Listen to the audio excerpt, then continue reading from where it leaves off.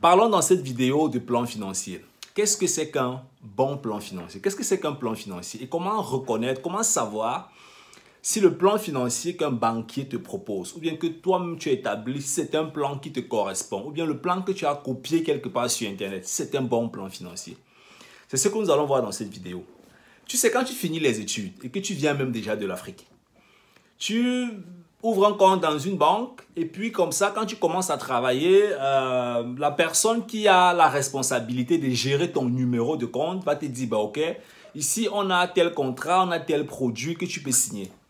En général, c'est comme ça que ça se passe toujours. On va te dire, bah, ok, monsieur X, voilà, on peut vous proposer tel contrat, c'est un plan financier.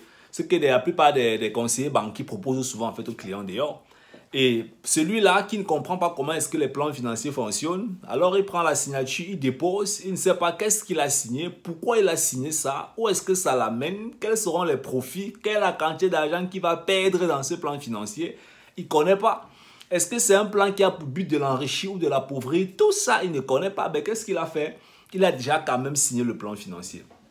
Alors, ce qu'il faut comprendre, c'est que avant même d'arriver sur le plan financier, parce que tu sais très bien, tu es d'accord avec moi, que le plan, c'est le pont entre un état initial et un résultat souhaité.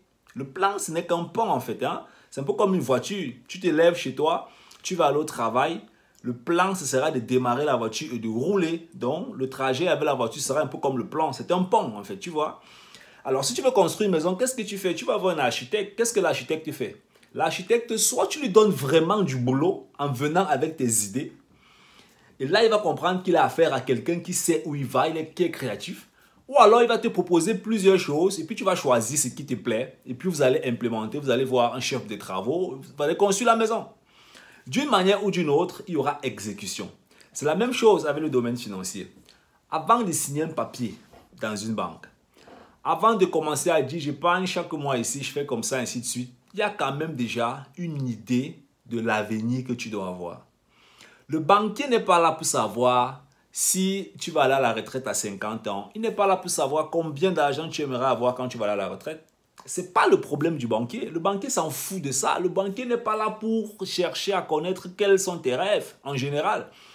Si tu veux te lancer dans l'immobilier, plus tu vas faire les transactions, plus le banquier va comprendre que mais ce gars-ci, il veut être investisseur. Ou bien il est en train d'être investisseur, il est investisseur, il veut faire des grandes réalisations. Mais si tu n'as pas ça, si tu n'as pas ce genre de structure dans la tête, le banquier va toujours te proposer n'importe quoi. Alors, pour élaborer un bon plan financier, ce que tu dois faire, la première chose qui est vraiment pour moi elle est importante, avant de commencer à chercher qu'est-ce qui existe d'ailleurs, qu'est-ce qu'on peut faire, qu'est-ce qu'on ne peut pas faire, définis tes rêves. Je dis bien les rêves. Le plan financier part des rêves. Le plan financier, ça part des rêves. Quels sont les rêves que tu veux atteindre? Combien coûtent ces rêves? Alors maintenant, aujourd'hui, tu te dis, mes rêves coûtent telle somme. Alors aujourd'hui, voilà ma situation. Quels sont donc les moyens dans la société économique qui me permettent d'atteindre mes objectifs?